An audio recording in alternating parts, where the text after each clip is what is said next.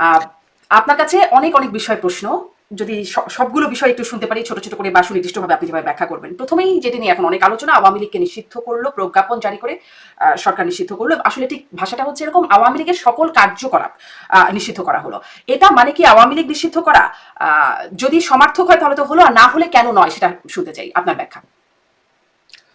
প্রথমত হচ্ছে যে হ্যাঁ, আওয়ামী লীগ নিষিদ্ধ হয় নাই। দল হিসেবে নির্বাহী আদেশে নিষিদ্ধ হয়নি। আওয়ামী লীগের কার্যক্রম বিচারিক প্রক্রিয়া শুরু হওয়ার আগ পর্যন্ত নিষিদ্ধ হয়েছে। এখন বিচারে চূড়ান্তভাবে নির্ধারিত হবে যে আওয়ামী লীগ দল হিসেবে নিষিদ্ধ হবে কিনা। তো অনেকেই বলতে পারেন যে এই যাহাই টমেটো তাহাই টমেটো। কারণ এই যে জুলাইয়ের গণহত্যার পরে আ যেই অভিযোগ আমরা দেখেছি দলের সাধারণ সম্পাদক ওবায়দুল কাদের শুট এট সাইট প্রকাশ্যে হুম। রেকর্ডেড আ এবং পুলিশ তার অর্ডার পালন করেছে। তো শুট এট সাইট এর নির্দেশনা তো শুধুমাত্র ওবায়দুল কাদের দেননি। তার যে যুবলীগ, ছাত্রলীগ আমরা উত্তরার অনেকগুলো ভিডিও সে সময় আমার কাছে মনে আছে যে হুম। প্রকাশ্যে রামদা নিয়ে কোপাচ্ছে ছেলে-মেয়েদেরকে। কুমিল্লাতেও আমরা দেখেছি এরকম। আরো নানা জায়গায় ঘটনা ঘটেছে। আশুলিয়াতে একটা পুলিশ স্টেশনের হামলার অভিযোগে এতগুলো ছেলে-মেয়েকে মৃতদেহকে পুড়িয়ে দেওয়ার ঘটনা ঘটেছে। তো এগুলোর পরে একটা তো হলো যে যাদের হাতে রক্তের দাগ, তাদের বিচার। কিন্তু দল হিসেবে আওয়ামী লীগ কি একটা হলো সরকার দায়িত্ব পালন করেছে। সরকারের যে আইনশৃঙ্খলা বাহিনী, পুলিশ দায়িত্ব পালন করেছে। কিন্তু দল হিসেবে আওয়ামী লীগের কর্মী সমর্থকরাও কি সমানভাবে জড়িত ছিল কিনা? কেননা মূল অভিযোগটা কার বিরুদ্ধে? শেখ পরিবারের বিরুদ্ধে। শেখ হাসিনা, সজীব-ওয়াজেদ জয় এবং যারা শেখ হাসিনার সাথে সরকার পরিচালনা করতে, করতে দীর্ঘদিন তারা মাফিয়া হয়ে উঠেছিল। ওবায়দুল কাদের, স্বরাষ্ট্রমন্ত্রী আসাদুজ্জামান খান কামাল। তো তাদের হাতে আওয়ামী লীগ। কিন্তু এই আওয়ামী লীগটা যদি একটু পরিশুদ্ধ মানুষের, ক্লিন ইমেজের মানুষের হাতে যেত আরো গত ৫-৭ মাসে, তাহলে হয়তোবা এত ক্ষোভ, ক্রোধ জন্ম নিত না। তো এখন সেই সুযোগটা তৈরি হলো। শেখ পরিবারের বাইরে যাওয়ার সুযোগ তৈরি হলো। কিন্তু কিভাবে তৈরি হলো যে জয় তো আর লিগালি এই দলের নেতৃত্ব গ্রহণ করার কিংবা লিড দেওয়ার ক্যাপাসিটি হারিয়ে ফেললেন। যদি যদি ছেড়ে দিয়ে আসেন, এইসব ধরুন যুক্তরাষ্ট্রের নাগরিকত্ব তিনি ছেড়ে দিলেন এই দলের লিড দেবার জন্য, সেটিও তো হতে পারে ভবিষ্যতে। ধরুন, আমি হাইপোথেটিক্যালি বলছি। হ্যাঁ, হ্যাঁ, সেটা যদি হয় তাহলে সেটাও আমি তো দেখছি না যে আগামী ৫ বছর ১০ বছরের আগে কোন কিছু। শেখ হাসিনার লিডারশিপে না হোক বা রিফাইন্ড আওয়ামী লীগের ভাবে যদি কেউ আসতে চায়, এই মুহূর্তে আওয়ামী লীগের রাজনীতি কেউ করতে পারবে কিনা? এইটা একটা বড় প্রশ্ন। এটা নিয়ে আমারও দ্বিধা আছে এবং আমার মনে হয় যে আমরা চেয়েছিলাম ফ্যাসিবাদের বিলোপ। আ যে কোনো রাজনৈতিক মতাদর্শ হরণ করার বিপক্ষে ছিলাম সবসময় আমি। আমার চেয়ে কেউ ব্যক্তিগতভাবে সোশ্যাল মিডিয়াতে জামাত ইসলামের বিরুদ্ধে কথা বলে এরকম লোকজন আমি অন্তত দেখি না। আমি আমার সেন্ট্রিস্ট জায়গায় থেকে। কিন্তু তারপরেও জামাত ইসলামের রাজনীতি যখন নিষিদ্ধ করতে যাওয়া হয়েছিল, এই ২৪ এ না, এই ২০১৩ সাল থেকেই আমি বলছি যে না, হোক তারা 5% মতাদর্শের মানুষ। কিন্তু এই 5% ১৮ কোটি মানুষের 5% মানে আপনাকে সংখ্যাটা বুঝতে হবে। It's a huge. এই হিউজ নাম্বার অফ মানুষের মতাদর্শকে দমিয়ে রেখে আপনি রাজনীতি করতে পারবেন না। দেশ স্থিতিশীল হতে পারবে না। আমার স্পষ্ট মনে আছে ২০১৩ সালে শাহবাগের গণজাগরণ মঞ্চের সময় আশেপাশে যখন পাখির মতো গুলি করে মারছে শেখ হাসিনার পুলিশ বাহিনী সাইদিকে সমর্থন করার অপরাধে আমাদের এক সিনিয়র সাংবাদিক, আপনিও চেনেন, আমিও চিনি, আমি নাম বলছি না, একসাথে আমরা সহকর্মী ছিলাম। আমার খুব মন খারাপ ছিল। আমি সিগারেট টানছিলাম বারান্দায় বসে। তো এই সময় আমাকে এসে জিজ্ঞাসা করলেন যে, "শাহেদ ভাই আপনার মনে হচ্ছে খুব মন খারাপ?" একটু টিপ দিয়ে বলল। যেহেতু তারা মনে করত আমি জামাত শিবিরের সমর্থক। তা আমি বললাম, "তো এভাবে তো চলতে পারে না ভাই। এটা তো কোন রাষ্ট্র ব্যবস্থা না।" তো তিনি আমাকে বললেন, "না, এটা মেনে নিতে হবে। কিছু করার নাই। আপনাকে বিরোধী মত দমন না করলে আপনি ক্ষমতায় থাকতে পারবেন না।" তো সেই যে বিরোধী মত দমন করার এবং হুম। তাদের ভিন্ন রাজনীতি করতে না দেওয়ার যে কালচার, সেটাই তো শেখ হাসিনাকে ফ্যাসিস্ট বানিয়েছে, তাই না? It's a one way journey. আপনাকে ফিরে আসার কোন রাস্তা শেখ হাসিনা রাখেনি। তো আজকেও যদি একই রকম করা হয়, ধরেন যার হাতে রক্তের দাগ, আওয়ামী লীগ আপনি আ বন্ধ করলেন, শেখ হাসিনার বিচার করলেন, ফাঁসি দিলেন, I don't care। কিন্তু যার হাতে যে মুক্তিযুদ্ধ, শেখ মুজিব কিংবা জয় বাংলার প্রতি যাদের আদর্শ আছে এবং যারা সুষ্ঠু রাজনীতি করে, যারা শেখ হাসিনার রাজনীতি হত্যাকাণ্ডেরও বিরোধিতা করে রাস্তায় নেমে এসেছে কিংবা মৌন সমর্থন দিয়েছে, এইসব মানুষগুলোর রাজনীতি আপনি চাইলেই তো আর তারা জামাত করতে পারবে না। তাই হুম। না? তারা বিএনপি করতে পারবে না। সো তারা যেন একটা অন্য নামে হলেও তাদের রাজনৈতিক কর্মকাণ্ড পরিচালনা করতে পারে। যদি না করতে পারে তাহলে এটি ওই কমিউনিকেশনস এর ভাষায় একটা থিওরি আছে, সারপ্লাস রিপ্রেশন। আপনি একটা গ্লাসে পানি ঢালবেন মানে চাপ দিবেন, রিপ্রেস করবেন। ওর একটা ধারণ ক্ষমতা আছে। কিন্তু ধারণ ক্ষমতা যখন শেষ হয়ে যাবে, ওই পানি কিন্তু এমন না যে আপনি চাইলেই ঠেকানো বন্ধ করতে পারেন। এটা উপচে পড়ে যাবে এটা, হ্যাঁ? তো আমরা যদি এই রাজনৈতিক মতাদর্শকে প্র্যাকটিস করতে না দিতে পারি, ভিন্ন নামে যারা শুদ্ধ, স্বচ্ছ এবং নিয়মতান্ত্রিক রাজনীতি করবে, হত্যা রাজনীতি করবে না, তাদের যদি প্ল্যাটফর্ম আমরা অ্যালাউ করতে না পারি, তাহলে এটা সমাজে একটা অস্থিতিশীলতা জন্ম দিবে এবং শাহজাহান, আপনি যেটি বলছিলেন যে আপনি নিজে জামাত শিবিরের মানে প্রচন্ড সমালোচক হয়ে ওই সময় আপনি তার একটা প্রতিবাদ আপনার মনের মধ্যে জেগেছিল বা বলেছিলেন, তো এখন যারা আওয়ামী লীগের বিরোধিতাও করছে তাদেরকে এরকম সাপ্রেস করা হলে বা তাদের রাজনীতিটা নিষিদ্ধ করা হলে তারাও কি সিম্প্যাথাইজড, মানে তারা কি ওদিকে সিম্প্যাথি তাদেরও গ্রো করবে কিনা, তাতে আবার আওয়ামী লীগের লাভই হয়ে যাবে কিনা, এই বিশ্লেষণের একটা জায়গা আছে কিনা? এইটা এইটার মানে আমরা তো কেউ ভবিষ্যৎ বলতে পারি না, কিন্তু এটাই বলে যারা ইতিহাস এটাই বলে যারা নির্যাতিত হয় মজলুম তারাই হয় এবং তাদের প্রতি মানুষের সিম্পাথি বাড়ে, এটা সহজ হিসাব। কিন্তু আওয়ামী লীগের যেই দ্বারা সংগঠিত হত্যাকাণ্ডের যে দগদগে ক্ষত, এগুলো তো আমাদের মনে আমরা আছে। আমরা দুটি বিষয়, একটা হলো যে সিম্পলি আপনি যদি সহজ সরল রেখায় দেখেন যে আওয়ামী লীগের প্রতি নির্যাতন হলে তাদের রাজনীতি করতে না দিলে তাদের প্রতি সিম্প্যাথি বাড়বে, প্রথম কথা। কিন্তু আপনাকে বুঝতে হবে যে জামায়াত ইসলামের ক্ষেত্রে যেটা হয়েছে কি, তাদের নেতাদের ফাঁসি দেওয়া হয়েছে এবং তারা ইসলামী মনোভাবপন্ন, সো ইসলামী লিডার হিসেবে সাধারণ মানুষের কিছু সিম্প্যাথিও তারা পেয়েছে। অনেক গ্রামে সাধারণ মানুষ মনে করেছে যে দুঃখিত, এটা ইসলামিক মানুষদেরকে হয়রানি করা হচ্ছে, তাদের রাজনীতি করতে দেওয়া হচ্ছে না।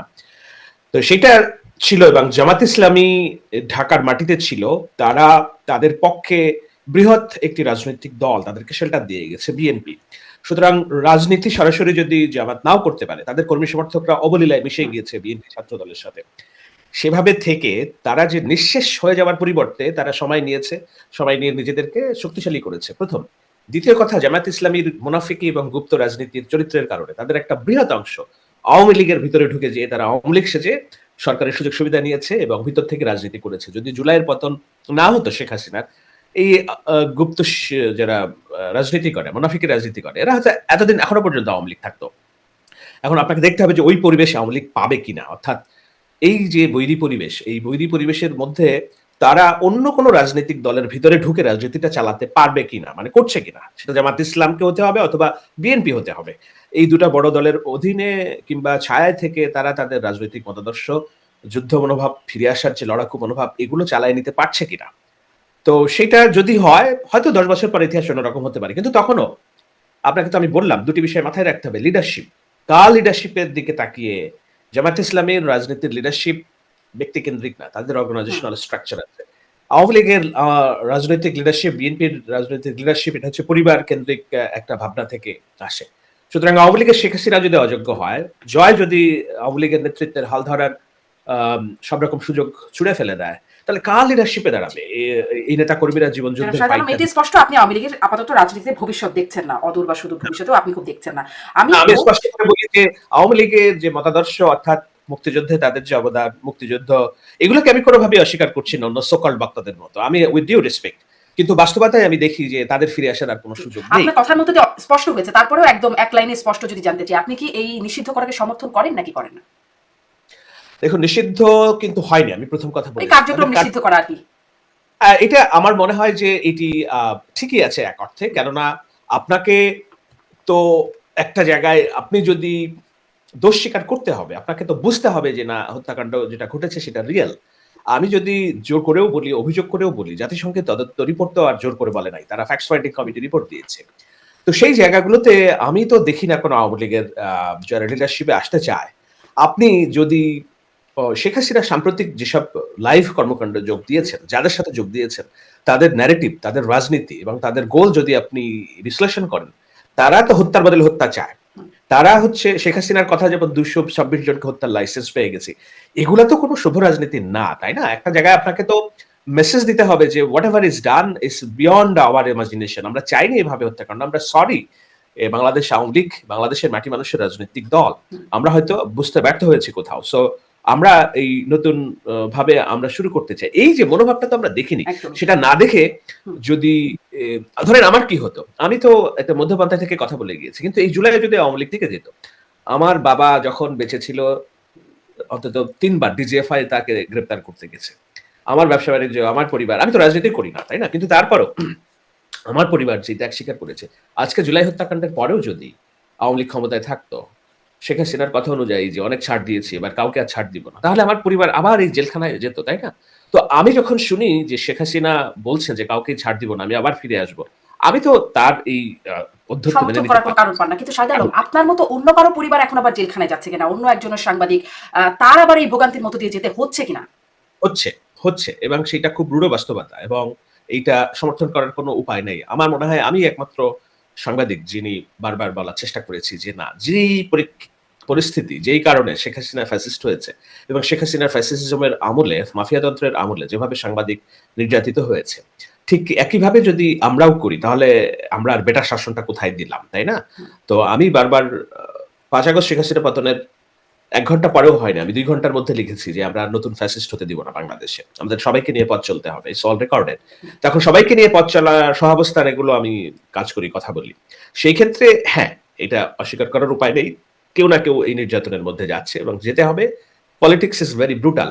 তাহলে আসলে সেখানেই যে তাহলে পরিবর্তনটা, এত রক্ত এত ত্যাগের বিনিময়ে পরিবর্তনটা আমরা চাচ্ছি, সেটা কোথায় পাচ্ছি? যদি আগে শাহেদ আলম এখন অন্য কেউ হয়ে যায়, সেই এক্স আর ওয়াই এর পার্থক্য হয়ে যায়। ঘটনা তো মানুষের সাথেই তো এটা হচ্ছে। আমি একটু এখানে আসি যে আপনি বলছিলেন না জাতিসংঘের কথা বলছিলেন, জাতিসংঘ তো আসলে নিষিদ্ধ বা সেটির বিপক্ষেই বলছে। জাতিসংঘ সরাসরি নিষিদ্ধের বিপক্ষে মানে বলছে। জাতিসংঘ ইনক্লুসিভ নির্বাচনের কথা বলছে। হ্যাঁ, মানে জাতিসংঘের যে প্রভিশন, মানে ইন্টারন্যাশনাল কনভেনশন অনুযায়ী তারা বলছে যে রাজনৈতিক দলের বিচার অথবা নিষিদ্ধ করা ইজ নট ওয়েলকামড, অথবা তারা বলছে ট্রাই টু রিফ্রেইন, অর্থাৎ এটা যতটুকু না করে পারা যায়, হ্যাঁ, সেখানে এরকম এরকম এক্সট্রিমলি বলছে, একদম স্ট্রেট বলছে না যে this is completely illegal, no, এটা বলছে না। তো সেই জায়গার ওই সুযোগটুকু নিয়েছে হয়তো সরকার। এখন আমি ব্যক্তিগতভাবে আমি এতটা ভয় পাই না আওয়ামী লীগকে যে না তাদেরকে নিষিদ্ধ করে রাখতে হবে। হ্যাঁ, এটা হলো আমার অবস্থান। আজকে দেখেন শেখ হাসিনার পক্ষে দিনের আলোয় মিছিল করার মতো ১০ জন মানুষ নেই, তাই না? আওয়ামী লীগ যে নিষিদ্ধর একটা সিদ্ধান্ত নিল সরকার, রাস্তায় আমরা কোথাও কিছু দেখিনি। শেখ মুজিব হত্যাকাণ্ডের পরে রাস্তায় একটা মানুষ প্রতিবাদ করতে বের হয়নি, এক বঙ্গবীর কাদের সিদ্দিকী ছাড়া।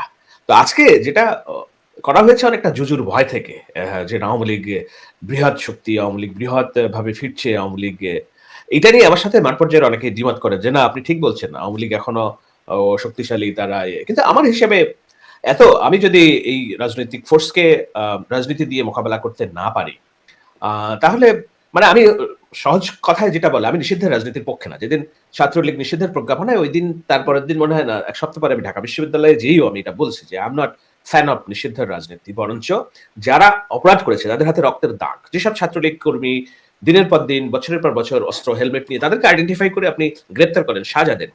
কিন্তু কাউকে নির্বাহী আদেশে নিষিদ্ধ করার পক্ষে আমি না। জামাত ইসলাম নিষিদ্ধ শাহেদ আলম, করলেও আমি এই ছিলাম এই না, আজকেও না। জি, নিষিদ্ধের পক্ষে আপনি না। এখন আমরা যে আন্তর্জাতিক প্রতিক্রিয়ার মধ্যে ভারত তো আপনার তার ভারত তো তার মানে যেমন আপনার কথা আমি আবার হারিয়ে ফেলেছি। আর যেখানে আমরা কথা বলছিলাম যে মানে আন্তর্জাতিক প্রতিক্রিয়ার কথাও একটু জানি, যে জাতিসংঘ যেমন যেটা নিয়ে কথা বলছিলাম, এটিও একটা আন্তর্জাতিক সংস্থা। আমরা ভারত তো তার মানে অ্যাজ এক্সপেক্টেড সেরকম একটা প্রতিক্রিয়া দিয়েছে, তারা উদ্বিগ্ন এই বিষয়ে। মানে তারা এই সিদ্ধান্তটিকে পছন্দ করেনি। যুক্তরাষ্ট্রের স্টেট ডিপার্টমেন্টে দেখলাম প্রশ্ন করা হলো, তারাও আসলে এই মানে নিষিদ্ধটিকে খুব সমর্থন তারাও করছে না। আন্তর্জাতিক অঙ্গনের প্রতিক্রিয়া আসলে কি মনে হচ্ছে আপনার কাছে? সমর্থন তো পাওয়া যাচ্ছে না। এটা এইটা মানে আন্তর্জাতিক অঙ্গনে যে এটা নিয়ে খুব বেশি মানে একেবারে হাউখাউ বেঁধেছে এরকম কিছু না। এগুলো নিয়মতান্ত্রিক প্রতিবাদ, হ্যাঁ? আর নিয়মতান্ত্রিক প্রতিবাদ গুলো হয় ইন্টারন্যাশনাল যেসব কমিউনিটি আছে, ইন্টারন্যাশনাল যেসব অর্গানাইজেশন আছে, দে ক্যান নট স্ট্যান্ড। তারা কোনোদিন কোথাও কোনো অ এই ধরনের নেতিবাচক জায়গায় তারা এথিক্যাল স্ট্যান্ডটা দেয় না যে না, তুমি যে যদি কাউকে নিষিদ্ধ এটা সেটা এগুলার একেবারে পক্ষে সরাসরি দাঁড়ায় যাবে, যে বলবে ঠিকই আছে। না, এটা নেয় না। ওটা তাদের একটা নিয়মতান্ত্রিক প্রতিবাদ।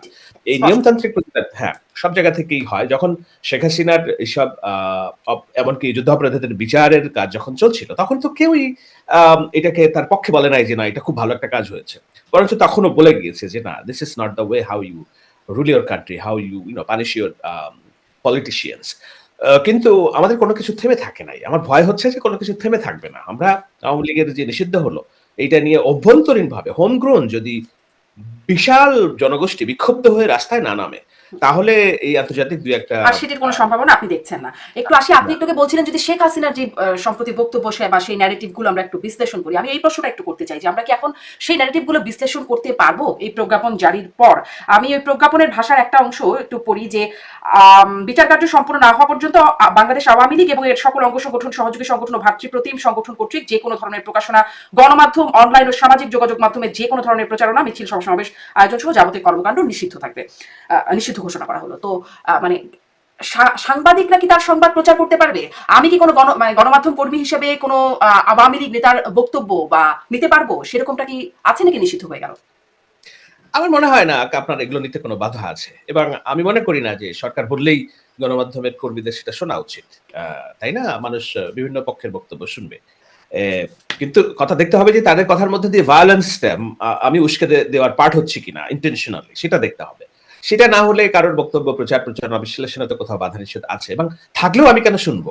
আমি যেই সময় কথাবার্তা বলেছি শেখ হাসিনার বিধিনিষেধের মধ্য দিয়ে, আমি তো শুনি নাই কোনো কিছু। কিন্তু আমার ওই খড়গটা এসেছে, আমার মামলা হয়েছে আমার বিরুদ্ধে আইসিটি আইনে এবং অন্যান্য জায়গায়। কিন্তু আমি তো থেমে থাকিনি, তাই না? আম সো সরকার বলল বলে সবকিছুতে থেমে যাবে, সবকিছু এমনটা ভাবারও কোনো অবকাশ সেই নেই। মামলাগুলো এবং প্রত্যাহার হয়েছে? আম আমার পরে আমি যেটা জেনেছি যে আইসিটির ওই যে আইনে যেই রায় হয়, সেই রায়ে চূড়ান্ত চার্জশিটে আমার নাম তারা আর ইনক্লুড করেনি আরকি। এটা আমি আচ্ছা। জানি। এবং আমি যে ঢাকায় গেলাম, আমি এটা নিয়ে আর খোঁজ খবরও নেই নাই। কারণ নেওয়ার প্রয়োজন বোধ করিনি। ওই সময় আমি বলেছি, "আমি তো তোমার শাসন ব্যবস্থাই মানি না। আমি তোমার এই ল মিনিস্ট্রি মানি না, তোমার আইনই মানি না। সুতরাং তুমি আমাকে মামলা দিলা কি না দিলা এটা নিয়ে আমার কোনো রকম হুম। ভ্রুক্ষেপ নাই। কিন্তু আমার মানে কাজ।" যদি শাসন ব্যবস্থা মেনে এই কাজ করা হয় এবং মানে সাংবাদিকতার এই পর্যায়ে যায়, তাহলে ব্যবস্থা হলে তখন কি করবেন? মানে শাসন ব্যবস্থা তো মানি। তখন যদি তখন কোনো ব্যবস্থা থাকে, সেরকম কোনো মামলা হলে সেরকম কোনো শঙ্কা নাই বলেই আপনি বলছেন। সেটা হলে হ্যাঁ, এক্সাক্টলি সেটা নাই। কারণ হলো তো আপনাকে দেখতে হবে যে আইসিটি অ্যাক্ট যেটা, সেইটা তো গভর্নমেন্ট সংশোধন করেছে। এবং নতুন এই সরকার, আমি তো অনেক সমালোচনা করি। কিন্তু আপাতত মত প্রকাশের দায়ে কোনো ওই আইসিটি আইনের ধারায় কাউকে গ্রেপ্তার হুম, করেনি কিংবা কাউকে সাজা দেয়নি। হুম, সুতরাং আপনাকে তো আ আ সুবোধ বালক সাংবাদিকতা করতে তো সুবোধ বালকের কাজ না। সাংবাদিকতা ডানপন্থীদের কাজ। আপনাকে তো কোথাও না কোথাও এই ব্যারিকেড ভাঙতে হবে। না ভাঙলে আপনি বুঝবেন কেমনে যে না কতটুকু বলা যাবে, কতটুকু করা যাবে। এবং আমার ধারণা কেউ না কেউ অবশ্যই এগুলা করবে। এবং গভর্নমেন্টকে প্রেস সেক্রেটারি দেখলাম একটা ব্যাখ্যা দিয়েছে যে আওয়ামী লীগের কার্যক্রম সম্পর্কে সরকারের যেসব গৃহীত পদক্ষেপ এগুলো সমালোচনা করা যাবে। গভর্নমেন্টের অবস্থানের সমালোচনা করা যাবে। আওয়ামী লীগের নিজস্ব কার্যক্রমেরও সমালোচনা করা যাবে। তারা যেটা চায় যে ভায়োলেন্সটা যেন উস্কে না দেয় সেটা দেখতে হবে। মূল নিষেধাজ্ঞাটা এসেছে আওয়ামী লীগের প্রকাশ্যে রাজনীতি করার জন্য তাদের যে সোশ্যাল মিডিয়া পেজ, বাংলাদেশ হুম। আওয়ামী লীগ এবং ছাত্রলীগের পেজগুলো যেন ব্যবহৃত না হয়। তো এখন এটাও তাদের বিষয়। তারা যদি এটা করতেই থাকে, বাংলাদেশ গভর্নমেন্ট কি করতে পারে? বাধা দেবে কিভাবে? তারা মেটাকে চিঠি দিতে পারে যে না এই পেজটা বাংলাদেশে ডিসেবল করে দাও। যেভাবে ঠিক আমার ওয়েবসাইট বাংলাইনফোটিউব বন্ধ করে দিয়েছিল বাংলাদেশ সরকার। আরো অনেক ওয়েবসাইটের মতোই, তাই না? বাংলাইনফোটিউব.com বন্ধ ব্লক করে রেখেছিল। এই সরকার সেটাও করতে পারে যে আওয়ামী লীগের ওয়েবসাইট ব্লক করো, ফেসবুক ব্লক করো। ইন্ডিয়ান সরকার ৩ দিন আগে হুম। আমার সহ আরো অনেকের ফেসবুক অ্যাকাউন্ট ব্লক করে দিয়েছে। তো যদি কেউ ধরেন আপনি যদি আওয়ামী লীগের পক্ষে বলেন, কি করবে? আপনার এই অ্যাকাউন্ট হয়তো ব্লক করবে। কিন্তু আইনত তো আপনাকে ধরার কোনো রাস্তা নাই। আর ইন্টারন্যাশনালি এইসব কার্যক্রমগুলোকে মত প্রকাশের বাধা হিসেবে দেখে। হুম। মানে এগুলো পক্ষে বলা হোক, বিপক্ষে বলা হোক, প্রশ্ন করা হোক, সেগুলো কোনো বাধার মুখে পড়বে কিনা সেটাই আসলে একটু বুঝতে চেষ্টা আমার করি। মনে হয় এটা আপনার নিয়ে মনে হয় ভয়টা। সেরকম কিছু হবে না। আসি এবার আরেকটু এই প্রসঙ্গে যে আ প্রভাবশালী অনলাইন অ্যাক্টিভিস্ট পিনাকি ভট্টাচার্য তিনি বলছেন, তার একটি পোস্টে দেখছিলাম যে আওয়ামী লীগ নিষিদ্ধ না করার পরামর্শ দিয়েছেন সেনাপ্রধান, এবং গত 10ই মে যমুনায় উপদেষ্টা পরিষদের বিশেষ সভা শুরুর আগে হঠাৎ করে সেখানে হাজির হন সেনাপ্রধান। ৩ বাহিনীর পক্ষ থেকে জরুরি বার্তা দেওয়ার কথা বলে ডক্টর ইউনূসের সাথে সাক্ষাৎ করে আওয়ামী লীগকে নিষিদ্ধ না করার পরামর্শ দেন এবং নিষিদ্ধ হবার পরে তিনি মুষড়ে পড়েন। এরকম একটা বিষয় বলা হচ্ছে। এই বিষয়ে আপনি কোনো তথ্য বা কিছু বলবেন কিনা? এবং এখানে সেনাপ্রধানও কিন্তু বলেছিলেন ইনক্লুসিভ নির্বাচনের কথা। এই বিষয়ে সেনাপ্রধানের বা সেনাবাহিনীরই যদি বলি বা সেনাপ্রধানের কি একটা পরাজয় হলো? দেখুন, এটা নিয়ে আমি কথা বলতে চাই না। যার কথা উল্লেখ করলেন তার কোনো কথা বলতে চাই না। Is the single most misinformation hub. আ আমি তো মনে করি যে সারা জীবন ভ্রান্ত রাজনীতির আ আ পথপ্রদর্শক। টু বি অনেস্ট ২০১৩ তে আমরা যখন ফাঁসির বিরুদ্ধে লড়ছি, জামায়াত ইসলামের রাজনীতির অপ্রেসের বিরুদ্ধে লড়ছি, বিং এ অ্যান্টি জামায়াত ইসলামী মন মানসিকতারও। তখন কার বিরুদ্ধে লড়ছি? এই যার কথা নাম বললেন তাদের বিরুদ্ধেই লড়ছি। কারণ তারা ফাঁসি, ফাঁসি করে চিল্লাচ্ছে। শেখ হাসিনাকে ফ্যাসিস্ট হওয়ার পেছনে এই ইন্ধন দিয়ে, মিস ইনফরমেশন দিয়ে, উত্তেজনা দিয়ে যারা যে কয়জন ৫ জন ১০ জন ভূমিকা রাখছে, he is one of the mastermind. তার হাত দিয়েই এতগুলো মানুষের হত্যাকাণ্ডের বৈধতা তৈরি হয়েছে। ১০ বছর যায় নাই, আজকে এই তাদেরকে দিয়ে এবার আওয়ামী লীগ নিষিদ্ধের উন্মাদনা তৈরি করছে তা। তো এটা তো একটা ভুল পলিটিক্যাল স্ট্যান্ড, এটা ভুল পলিটিক্যাল রিডিং। আমি বারবারই বলি যে আ তার যে পলিটিক্যাল রিডিং এটা একটা ভুল এবং সে হচ্ছে উদ্ভ্রান্ত। উম এ আমার মনে হয় যে সে অনেক রকম উত্তেজক আ নেয় যেটা তার শরীর বডি বিল্ডিং করার জন্য সেগুলার একটা রিঅ্যাকশন হতে পারে। কেননা কোনো সুস্থ মস্তিষ্ক দিয়ে এভাবে মিস ইনফরমেশন তৈরি করা এবং যেই আমি ওয়াকার ইজ নট এটা হচ্ছে দুধে ধোয়া কিংবা সে একটা পুত পবিত্র মানুষ না। কিন্তু ওয়াকারের ভূমিকাটা তো আপনাকে দেখতে হবে। ৫ তারিখে যদি সেনাবাহিনী সংবিধানের শপথের পক্ষে কাজ করত, সংবিধানের শপথের পক্ষে কাজ কি? সেটা হলো রাষ্ট্রের নির্দেশনা মানা। রাষ্ট্রের নির্দেশনা আসলো কি? বিক্ষোভকারীদেরকে দমন করতে হবে। তাদেরকে যেভাবেই হোক ১০,০০০, ২০,০০০ যদি ২ লাখ মানুষও মরে। আমি পিয়ালদেরকে শুনছি, লিখতে শুনছি যে রাষ্ট্রের নির্দেশনা আছে যদি প্রয়োজনে ৩০ লক্ষের জায়গায় আবারও ৩০ লক্ষ মানুষকে হত্যা করতে হয়, এই যুদ্ধে জিততে হবে। তো সেই ৩০ লক্ষ হত্যার জন্য বুলেট কার কাছে? পুলিশ, র‍্যাব, আর্মির কাছে। আর্মির হাজার, হাজার লক্ষ সৈন্য রাস্তায়। তারা যদি এই রাষ্ট্রের সংবিধান শপথ মেনে কাজ করত, হয়তো আমরা শেখ হাসিনাকে বিতাড়িত করতাম। কিন্তু ১৪০০ জায়গায় শহীদ হতো হয়তো ২৪,০০০ মানুষ। এই রক্তের দায় বাংলাদেশ বইতে পারত না। জেনারেল ওয়াকার কি করেছে? সংবিধানের বাইরে যেয়ে সাধারণ মানুষের পালস বুঝে তিনি তার ব্যক্তিগত সবকিছু সম্পর্ক, তার ব্যক্তিগত যে কানেকশন আওয়ামী লীগের সেগুলোকে উপেক্ষা করে তার যে ওয়াইফ, লুক আমি কথা বলি, I have a deep influence my wife, আমার ওয়াইফের ইনফ্লুয়েন্স আছে আমার মাইন্ডে। কারণ আমি এ তো ওয়াইফের ইনফ্লুয়েন্স হচ্ছে শেখ পরিবারের সদস্য কিংবা তার ওয়াইফ, জেনারেল ওয়াকারের ওয়াইফ। তার ওয়াইফের ইনফ্লুয়েন্সকে সে তোয়াক্কা করে নাই, রাষ্ট্রের শপথকে সে তোয়াক্কা করে নাই, না করে সাধারণ মানুষের পক্ষ নিয়ে এতগুলো মানুষের জীবন সে প্রাণহানি কমাতে চেয়েছে। আজকে এই মানুষটাকে কেন আমি কেবল গুজবের বসে শত্রু মনোভাবাপন্ন করে তুলবো? এটা একটা ভুল রাজনীতি। কারণ এই ভুল রাজনীতির পেছনে দীর্ঘ লম্বা হীন রাজনৈতিক উদ্দেশ্য আছে। কি উদ্দেশ্য? আমি মনে করি যে আজকে যে দেশে নির্বাচনটাকে বন্ধ রেখে একটা অনির্বাচিত সরকারকে দিয়ে দীর্ঘদিন ক্ষমতা প্রলম্বিত করার পেছনে একমাত্র বাধা হয়ে দাঁড়িয়েছেন সেনাপ্রধান। তিনি নির্বাচন চান এবং তিনি হাঁপিয়ে উঠেছেন যে তার বাহিনীকে তিনি রাস্তায় রাখতে চান না। তিনি ব্যারাকে ফিরিয়ে নিতে চান। তো ব্যারাকে ফিরিয়ে নেওয়ার জন্য তার দরকার একটা পলিটিক্যাল ফোর্স, পলিটিক্যাল গভর্নমেন্ট, তারা যেন রাষ্ট্র পরিচালনা করে। তো সেই পলিটিক্যাল ফোর্স এবং পলিটিক্যাল গভর্নমেন্ট রাষ্ট্র পরিচালনা করার জন্য নির্বাচন দরকার। সেই নির্বাচনটার জন্য ডক্টর ইউনূস নির্বাচন অনিচ্ছুক শুরু থেকেই, কারণ তিনি নির্বাচনের কোনো দিনক্ষণ দিতে অপারগতা ছিলেন। সেনাপ্রধান ওয়াকার যেদিনই বললেন যে ১৮ মাস আমরা এই সরকারকে সহযোগিতা করবো, এরপর প্রেস সেকশন থেকে বলা হলো যে না, সব সংস্কারের পরে ১৮ মাস, মানে তখনও তারা নিশ্চিত না যে এটাই কিনা। সুতরাং নির্বাচনের যে ১৮ মাসের যে সময়সীমা, এটা আমরা প্রথমবার শুনলাম ওয়াকারের কাছ থেকে। এরপর সরকার সেইটা অ্যাডপ্ট করতে বাধ্য হয়েছে যে না। তো এই জায়গায় নানান বিষয় আছে। এখন পিনাকি যার কথা বললেন, আমি নামও নিতে চাই না, আমার নাম ঝামেলা হয়। তো তারা তো এই যে নির্বাচনের যে সময়সীমা, নির্বাচনের মাধ্যমে পলিটিক্যাল গভর্নমেন্ট, নিয়মতান্ত্রিক গভর্নমেন্ট, সেইটা আসার পথটা রুদ্ধ করতে চায়। তো রুদ্ধ করার জন্য অন্য সবকিছু মঞ্চ রেডি, সব মঞ্চ রেডি। একমাত্র বাধা হচ্ছে দেশের এই যে সশস্ত্র বাহিনীর যার নেতৃত্বে চলছে। তো সেই জায়গাটাকে বিতর্কে করতে চায় তাদের, কারণ তাদের টার্গেট একটাই, যদি ওয়াকারকে ডিসপ্লেস করা যায় তাহলে তারা যেটা চায় বাংলাদেশের এই যে ভ্যাকুয়াম লিডারশিপের সময়, দেখুন এটা বলতে খারাপ শোনায় বাট এটাই বাস্তবতা। আমরা আফগানিস্তানে ইউনূস আশরাফ ঘানিকে চিনতাম। দেশ যখন ক্রাইসিসে, আশরাফ ঘানি সবকিছু ফেলে পালিয়ে চলে গিয়েছে। বাংলাদেশ যদি ক্রাইসিসে হয় ৩ সেকেন্ড সময় নেবে না ডক্টর ইউনূস আমেরিকায় পালায় যেতে। বাংলাদেশে যদি অশুভ শক্তির জন্ম নেয় ৩ সেকেন্ড সময় নেবে না ডক্টর ইউনূস পালিয়ে যেতে। কিন্তু একটি রাজনৈতিক দল, রাজনৈতিক সরকার, তাদের পলিটিক্যাল স্ট্রাকচার পালাতে পারে না। ওইটাই ভয়। যখন দেশে পলিটিক্যাল গভর্নমেন্ট না থাকে, অনেকগুলো ক্রিঞ্জ এলিমেন্টের জন্ম নেয়, উগ্রপন্থার জন্ম নেয়। কারণ তারা মনে করে this is our time, high chance. New York Times যেটা লিখছে যে বাংলাদেশে যারা উগ্র রাজনীতি করতে চায়, ডানপন্থা রাজনীতি করতে, তারা ভাবছে this is their high time. তো সেই হাই টাইমে যদি পলিটিক্যাল গভর্নমেন্ট যেহেতু লিডারশিপে নেই, সুতরাং তারা মনে করছে যে ইউনূসকে দিয়ে তারা এমন একটা জায়গায় নিয়ে যাবে এবং একটা পর্যায়ে হয়তো তাদের দিকেও ক্ষমতাটা আসতে পারে। তো এই যে ক্ষমতার যে টানাটানি ভাগাভাগিতে, সেখানে আলু পোড়া খাওয়ার জন্য কাজ করছে কেউ। আপনি যার নাম করলেন, he is one of the master mind. কারণ হচ্ছে সে দিকভ্রান্ত মানুষ, তার নিজস্ব কোনো পলিটিক্স নাই। সে সারা জীবন করছে সিপিবি। সে সিপিবি বলেন আমার ভুল রাজনীতি হয়েছে।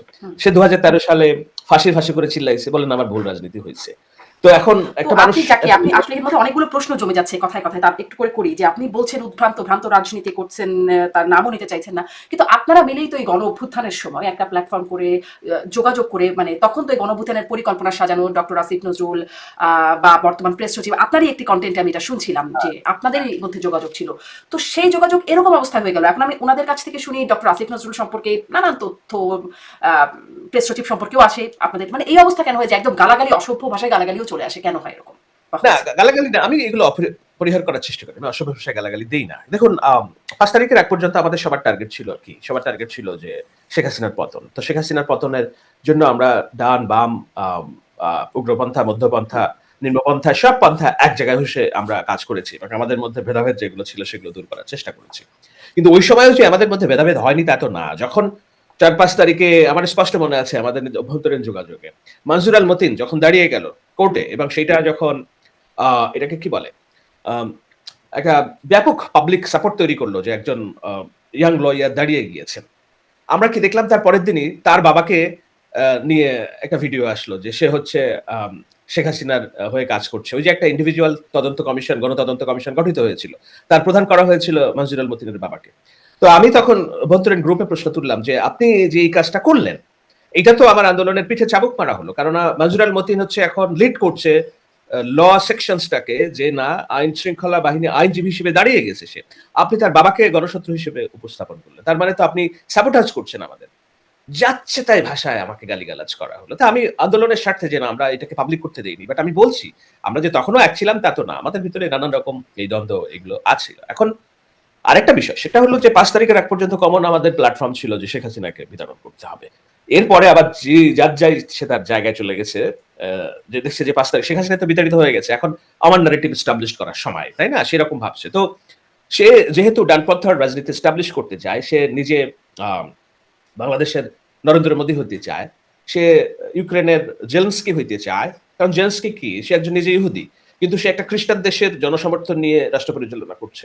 তো বাংলাদেশের মতো ৯০% মানুষের ইসলাম পন্থার প্রিয় মানুষের দেশে একজন কপট মোনাফেক হিন্দু যদি নেতৃত্ব আসতে পারে, তাহলে তো ওই স্বপ্নগুলো, এবং সেটা সে লেখালেখি করছে যে বাংলার জমিনে একদিন ট্রাম্পের উদয় হবে, ডানপন্থার রাজনীতি হবে। তো এগুলো হচ্ছে যে তার রাজনীতির আদর্শ, সেটা করার জন্য সে যেটা ভাবছে যে এটাই তার পন্থা, যে আমি যদি ওয়াকারকে ডিসপ্লেস করতে পারি তাহলে বাংলাদেশে নির্বাচন হবে না, নির্বাচন না হলে আলু পোড়াটা খাওয়ার মধ্য দিয়ে হয়তো আমার একদিন সুযোগ তৈরি হবে। তো এখন তার দর্শন আর আমার দর্শন তো এক না, তাই না? জি, তো তার আমাদের ব্যক্তিগত দর্শন তার সেটা নিয়ে আনা হয়, আমরা নাই যাই। কিন্তু তাহলে কি এরকম ব্যাপারটা যে আপনি একটা ভ্যাকুয়ামের কথা বলছিলেন, পলিটিক্যাল ভ্যাকুয়াম, মানে উগ্রপন্থা কোনোভাবে কি এই সরকারের কোথাও কোনো নিয়ন্ত্রণ বা প্রভাব খাটানোর জায়গায় আছে? এখনো পর্যন্ত আমি সরাসরি বলছি না যে নিয়ন্ত্রণটা খাটাচ্ছে, কিন্তু তারা তৎপর রয়েছে, বিষয়ে তো কোনো সন্দেহ নাই। একজন স্কলার, ল্যাপটপ হুজুর বলে আমরা যাকে চিনি, উনি যদি বলতে পারেন যে না ইউনূস সরকারকে বিরুদ্ধে কথা বলা হারাম এবং আল্লাহর নবী যেভাবে প্রেরিত হয় উনি প্রেরিত হয়েছে, এই হুজুররাই আওয়ামী লীগের আমলে ইউনূসকে সুদী ইউনূস বলে বলতে কার্পণ্যবোধ করেন। এই হাজারো কথা উদাহরণ আছে, আমার কাছে ক্লিপ আছে এগুলা। তো আমি তাদেরকে আমি উগ্রপন্থী বলছি না, তারা আমাদের ইসলামিক এটাকে বলে বক্তার চরিত্র হিসেবে সামনে আছেন। কিন্তু আপনাকে তো বুঝতে হবে এই শাহবাগে যে জমায়েত হলো সেখানে নিষিদ্ধ, আওয়ামী লীগ আমলে নিষিদ্ধ ঘোষিত এক্সট্রিমিস্ট অনেক এলিমেন্টকে আমরা দেখেছি। আমরা এই গভর্নমেন্টের ক্ষমতার পরপরই দেখেছি অনেক এক্সট্রিমিস্ট এলিমেন্ট পুশ করার জন্য, এমনকি আইএসআইএস এর ফ্ল্যাগ নিয়েও মিছিল মিটিং হয়েছে। সো এগুলোর এক্সিস্টেন্স আছে এবং তারা মনে করছে this is their high time to influence the government. যদি অন্য তারাও যদি ক্ষমতায় না আসতে পারে, অ্যাটলিস্ট ইউনুসের মতো একটা দুর্বল সরকারকে কেমনে রেখে আলু পোড়াটা খাওয়া যায়। সেইটা এমন না যে বিএনপি আসলে একেবারে রাতারাতি তারা বন্ধ হয়ে যাবে, ঘুমিয়ে পড়বে, কিন্তু তাদের জন্য তখন টাফ হয়ে যাবে এই কাজগুলো পরিচালনা করা। কারণ আপনাকে বুঝতে হবে রাষ্ট্র কিভাবে পরিচালিত হয়। সরকার পরিচালনা করে রাজনৈতিক দল, নির্বাহী কার্যক্রম পরিচালনা করে রাজনৈতিক দল, আর মাঠে সেই নির্বাহী আদেশ নিষেধ পালন করার জন্য পলিটিক্যাল যে স্ট্রাকচার তারা ভিজিল্যান্ট হিসেবে প্রহরীর কাজ করে। তো আজকেও দেখেন মিছিল হচ্ছে রাস্তায় আওয়ামী লীগের, সরকার বলছে এটা নিষিদ্ধ করা যাবে না, কিন্তু এই মিছিল ঠেকানোর জন্য তো সরকারের কোনো বাহিনী নেই, তারা কাজ করছে না। নতুন রাজনৈতিক দল এনসিপি কেউ এগিয়ে আসছে না, কারা এগিয়ে আসছে? ওই ছাত্রদল যুব দলের লোকজনই বাধাটা প্রতিরোধটা তৈরি করছে। তো যখন এরা ক্ষমতায় নেই তাই এই অবস্থা, বিএনপি ক্ষমতায় নেই তবু এই দায়িত্বটা তারা পালন করছে। আর যখন তারা ক্ষমতায় থাকবে তখন এটা তাদের ইমানি দায়িত্ব হয়ে যাবে যেন রাষ্ট্রের যে নির্বাহী যে রুলস, নির্বাহী যে নির্দেশনা, একটা হচ্ছে যে প্রশাসন পালন করবে কিন্তু ভিজিলেন্ট তারা যেন প্রহরী হিসেবে এই কর্মী সমর্থকরা মাঠে দাঁড়িয়ে যেতে পারে। সুতরাং তখন আর এই ক্রিঞ্জ এলিমেন্ট যারা উগ্রপন্থা তাদের উপস্থিতি থাকলেও রাষ্ট্র দখলে নেওয়ার কিংবা অন্যান্য করার মতো এইসব কর্মকাণ্ড তারা করতে পারবে না। ওইটাই আমার একমাত্র সেজন্য আপনি রাজনৈতিক সরকার আসার পক্ষে কথা বলছেন। আমি একটু এই বিষয়ে আরেকটু আসবো যে বিএনপি এখন কি করবে বা রাজনৈতিক সরকার আসবে কি করে সেটা একটু কথা বলবো, কিন্তু একটা প্রসঙ্গে যেহেতু মানে পিনাকি ভট্টাচার্যের পোস্ট নিয়ে কথা বলছিলাম, তার ব্যক্তিগত দর্শনের দিকে না গিয়েও আমি এটা একটু জানতে চাই। তিনি বলছেন যে সামনে মানে এই সময়ে আগামী কয়েকদিনে সেনা অভ্যুত্থানের ঝুঁকিতে থাকবে বাংলাদেশ।